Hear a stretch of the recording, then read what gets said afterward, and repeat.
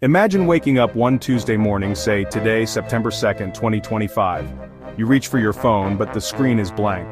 The charger, a small plastic block made in Vietnam, stopped working. A tiny, crucial component from Taiwan never arrived. You shuffle to the kitchen for coffee. The bag is empty. The Brazilian beans that fill your cup are stuck on a ship in the middle of the Atlantic. Your car won't start. The gas station pumps are dry.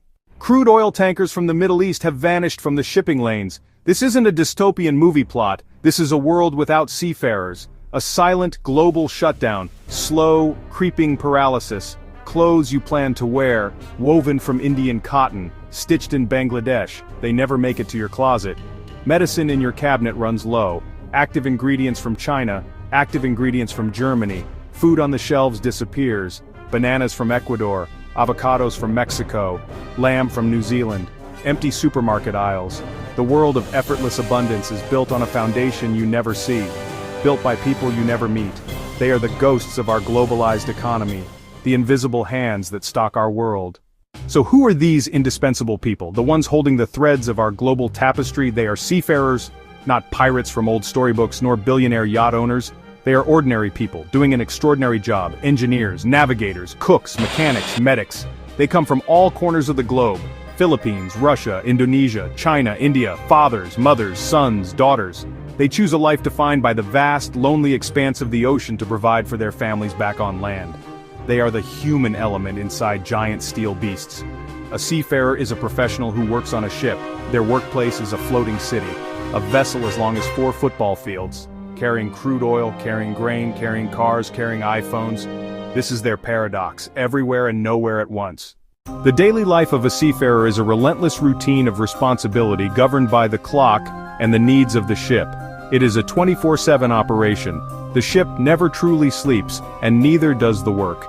An officer on the bridge might spend their watch navigating the vessel, their eyes scanning the radar for other ships, their hands ready on the controls. They plot courses, they monitor weather patterns, they communicate with port authorities. This is a job of immense concentration, where a single miscalculation could lead to a catastrophic collision or grounding. Down in the ship's metallic heart, in the roaring heat of the engine room, is another world. Marine engineers technicians work tirelessly to keep the colossal engines running. These engines are as powerful as 1,000 cars and the ship's life force. They monitor gauges, maintain machinery, perform repairs. The environment is loud, hot, often greasy. They are the ship's doctors, diagnosing strange noises and fixing mechanical ailments to prevent a breakdown at sea. A loss of power at sea is not an inconvenience. It is a life-threatening emergency, leaving the ship at the mercy of wind and waves. Meanwhile, on deck, the work is just as crucial. Able-bodied seamen or deckhands are responsible for maintenance and cargo operations. In port, they work with dock workers to ensure thousands of containers are loaded and unloaded safely and efficiently. At sea, they might be chipping rust, painting, or securing equipment against the rocking of the waves. They are also the ship's first line of defense in an emergency, trained in firefighting and first aid. They must ensure the cargo, volatile chemicals, perishable food, is secure and undamaged throughout the voyage. The life of a seafarer is fraught with dangers that most of us can only imagine. The most constant and unforgiving adversary is the weather. The ocean is not always a calm, blue expanse. It can be a terrifying force of nature. Seafarers must navigate their massive vessels through colossal waves. During hurricanes, during typhoons, the ship is tossed about like a toy. Imagine being in a steel box, hearing the groaning of the hull as it's battered by waves the size of buildings. Beyond nature, there is the threat of modern piracy. In certain parts of the world, the Gulf of Guinea, the Horn of Africa, pirates in small fast boats swarm large cargo ships, often armed with automatic weapons. They may take the crew hostage, demanding millions in ransom. For a seafarer, this is terrifying. They are civilians, not soldiers, yet on the front line. Ships are fortified with barbed wire, high-pressure water cannons, but the psychological toll is immense. Perhaps the most insidious danger resides within. Loneliness and isolation accompany every seafarer. Contracts can last 9 to 11 months. Internet is improving, but it can be slow, expensive, unreliable.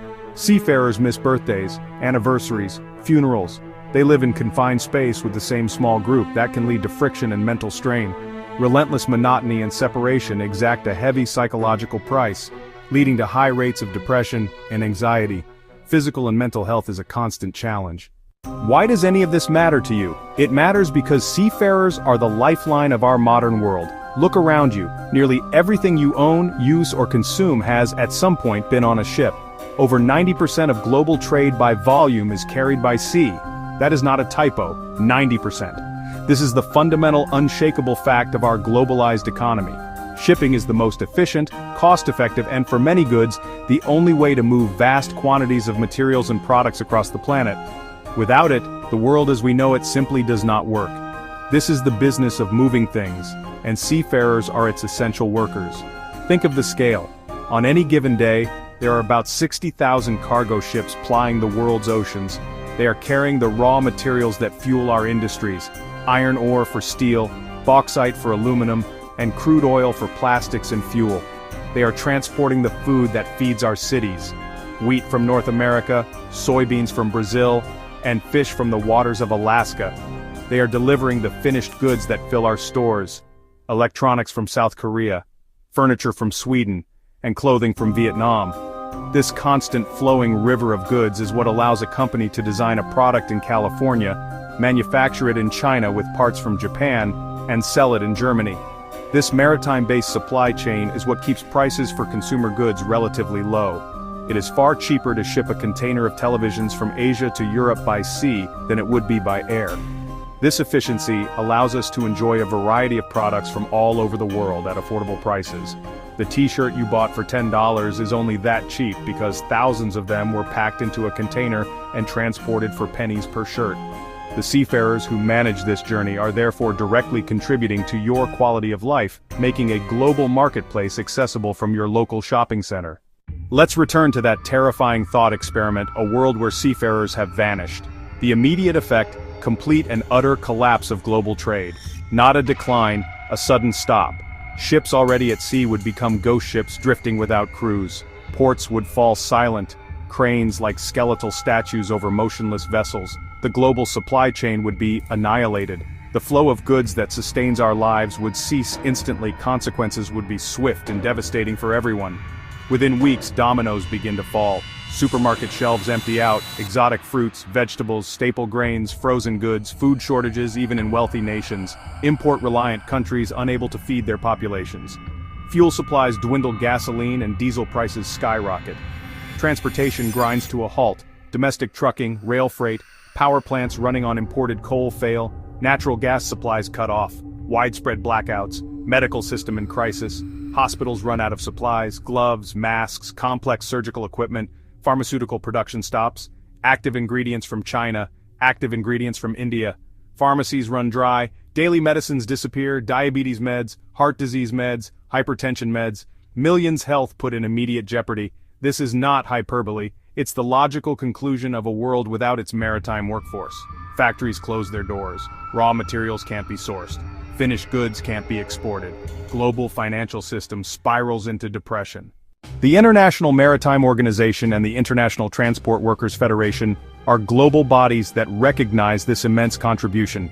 They work to set standards for maritime safety, security, and seafarers' welfare. They understand that the global supply chain is not just about ships and ports, it's about the people who make it all happen. These organizations advocate for the rights and well-being of the 1.9 million seafarers who operate this colossal system. They fight for fair wages, decent working conditions, and the right to be treated with dignity. A recognition that these workers are not just cogs in a machine but the very heart of it. The recent pandemic cast a brief spotlight on their plight.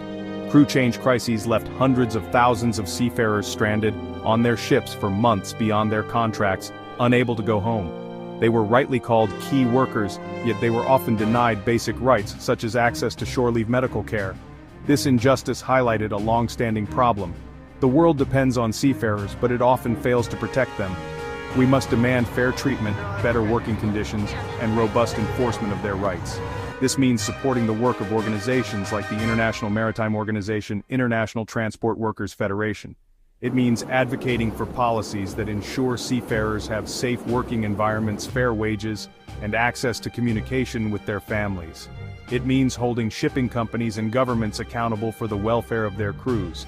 As consumers, we can become more conscious of the journey our products take, to understand that behind every made into label is a story of a long sea voyage made possible by human hands. Recognizing their role is the first step toward ensuring they are treated with the dignity they have earned 1,000 times over. Seafarers are the hidden heroes of the global economy. They are the engine room of globalization, the silent partners in our prosperity. Their work is done far from the public eye, on the lonely expanses of the world's oceans, but its impact is felt in every home, every office, every factory on Earth. They sacrifice time with their families, risk their lives in perilous conditions, and endure profound isolation, all so that a container of goods can get from point A to point B. They connect us, they supply us, and they sustain us, yet they remain almost completely invisible, their contributions taken for granted. They deserve more than just our passive reliance. They deserve our active recognition and our deepest respect. The next time you brew your morning coffee, start your car, or unbox a new phone, take a moment to think about the journey it made. Think about the massive ship that carried it across the ocean, and most importantly, think about the small crew on board who guided it through storms, protected it from pirates, and worked tirelessly to deliver it safely to your shore. These are the seafarers. They are not ghosts. They are the quiet giants on whose shoulders our world rests. Let us no longer leave them in the dark. It is time for these unsung heroes to finally have their dawn.